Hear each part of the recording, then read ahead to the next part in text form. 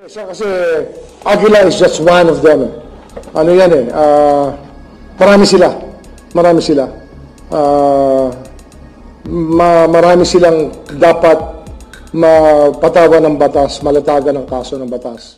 Nadiskubre umano sa pag-iimbestiga ng Department of Justice o DOJ, ang 22 na menor de edad na ikinasal sa mas matanda pa sa kanila, sa baluarte mismo ng SBSI, sa sitio Kapihan, Socorro, Surigao del Norte, na pinamumunuan ni J. Renz Kilario, o kilala bilang si Senior Aguila.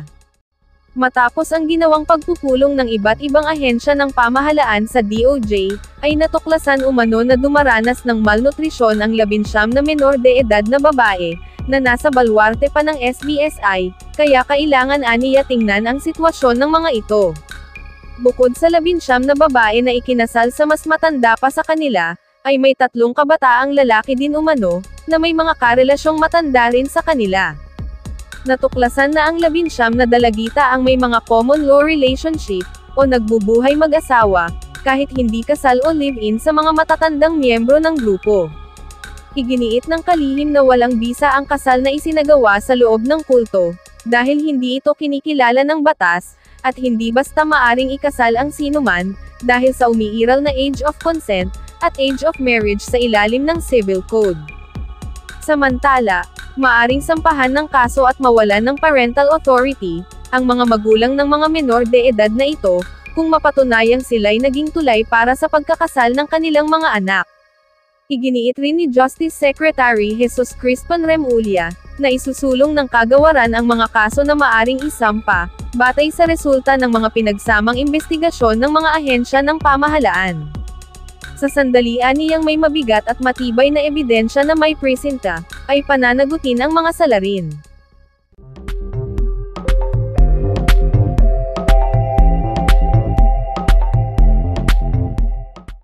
Isa nga sa ironic na pag-uusap namin kanina, parang ignorance is bliss. Pero, ang findings ng DSWD kasi, ang lakas ng level of malnutrition, mga bata malnourished, hindi maganda ang buhay nila. So, it's really a matter of looking at it holistically, na sila ay maging healthy community of people, na paano natin sila i-lead doon, saan nagkulang ang gobyerno, saan dapat gumalaw ang gobyerno. So, yun po ang naging gist ng usapan namin. So, I cannot venture on some of the actions we have to take, kasi we will be telegraphing our punches. How about, sir, you mentioned possible abuse for this program?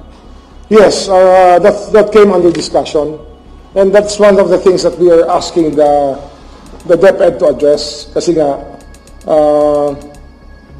marami sa kanila ay nasa 40s, pero hindi na sila pumapasok, they're under alternative learning, and we have to examine the extent of the alternative learning kung talaga natututo yung mga bata. Kasi nga, very irregular yung setup eh. You're talking about an area, na protected area, under yung environment niya, na mayroon po mga settlers, may program ang government, pero iba ang nangyari at nagkaroon ng kulto. Ito yung pinaka-unique feature dyan. So we have to be able to correct it properly through the passage of time, through the cases we are studying, the cases we'll be filing, and the cases filed already. Yun po, it's a holistic approach to the problem at Socorro. Ito yung ating pinag-aaralan na problema na dapat probably maging halimbawa sa buong bansa. Kasi marami talaga tayong mga liblib na lugar na hindi nasa-serve na maayos ng gobyerno. In fact, nung panahon ni Pangulong Duterte, ito yung mga nahanap nila ng mga liblib na lugar na binigyan nila ng atensyon dahil sa insurgency na nangyayari sa mga lugar na yon. Ngayon, hindi lang insurgency pinag-uusapan natin. We're looking at the welfare of children. So we're going a step further. But yung naging thesis kasi noon ng LCAC is that many of these communities were not served properly by government. That's why people went their own way and decided na magrebelde sila. Ito hindi lang yun eh. Ito yung mga bata nagiging nawawala sa landas. Marami ho tayong mga natututunang leksyon dito pag hindi kompleto ang serbisyo ng gobyerno sa mga communities. Hindi mo monitor tayo, sir, na ganitong similar structure na Ano to alam nyo, marami tayong liblib na lugar sa Pilipinas na mga sitio na minsan talagang underserved talaga. Kagaya nito, sa Socorro, ang pinakamalapit na eskwelahan, 3 kilometrong lakad bago sila makarating sa eskwelahan. So, doon pa lang, palalakarin mo ng 3 kilometro ang bata, hindi halos 1 oras naglalakad niya sa umaga para lang makapasok. Pag hindi nakakain na maayos yan, anong gagawin yan, di ba? And, yun na, yung ating tinitingnan, kasi unique talaga very unique ang configuration niya, dahil siya yung isang protected area. May ibig sabihin, walang land titles dito. Everything is government property. Protected area to. But, the unique situation is, dumami na yung settlers. So now, we have to look at all the legal relationships within para ma-solve natin yung problema ng Socorro. By SBSI. Yun nga yun. Kaya nga, it's a comprehensive approach we're taking. Kaya kasama ang PNP. Kaya nag-survey na. The DSWD brought 165 people para mag-survey, para matapos kagad. Believe ako kay Secretary Gatchalian, tinulungan kami kanina. Siya talaga yung umaksyon from the last meeting.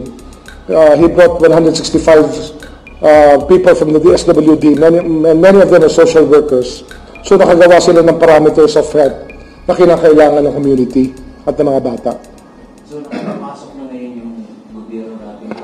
Yes, free ingress and egress.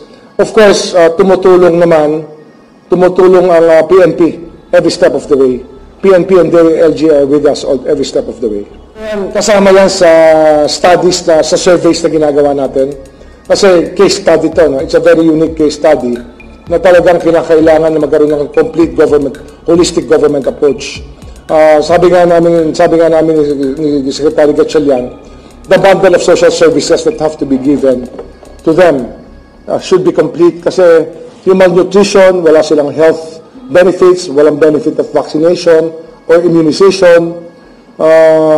Yung malnutrition lang kasi is a big matter. But this was already the observation of the United Nations nung nagsimula tayo mag-4 Peace program in the year 2006, if I was not mistaken, or 2005, nung sinimulan natin itong pamimigay ng tulong sa mga kabataan so that they remain in school at meron tayong feeding program sa mga schools. It does not happen overnight.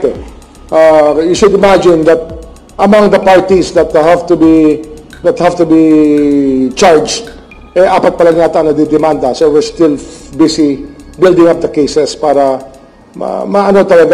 malatagan talaga na maayos yung dapat malatagan ng kaso. DSWD ang functionally under our system of government. The DSWD is the one that has a special desk and special facilities and special budget for cases like this. Walang visa yun kasi unang-una void yan sa batas natin.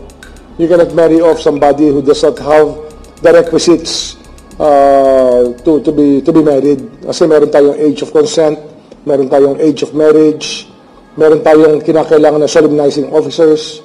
Meron po yan na may law tayo may batas tayo dyan sa civil code natin tsaka sa family code. It's part of our legal system. Kaya parang yan kasal-kasalan kung tutuusin. Kasi nga, I don't even know if Socorro has kung meron silang authority to solemnize marriages, no? Hindi ko pa natatanong yon. That's a question I failed to raise. Hindi siya kasi Aguila is just one of them. Marami sila. Marami silang dapat mapatawan ng batas, malatagan ng kaso ng batas para maisaayos natin ang pamumuhay ng mga kabataan sa lugar na ito. Yes, yung mga meron talaga dyang leaders tsaka influencers, yung main people that moves the community. Yan po yung in-identify natin. That's part of our meeting earlier. So parang kinokontrol lang po nila sa Avila? Parang gano'n. Kung hindi man, sila kasama sa support group, kasama sila sa influence group, kasama sila sa network of influence within that causes na kaya gano'n ang patakbo ng lipunan kasi sila yung gumagawa talaga ng mga patakaran, sila nag-enforce.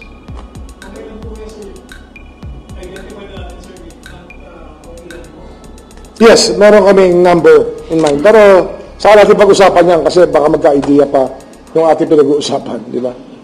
Para sa iba pang karagdagang mga balita ng Senior Buzz, ay mag-comment lamang po, mag-like at mag-share sa video na ito, at huwag po nating kalimutang mag-subscribe sa aming channel.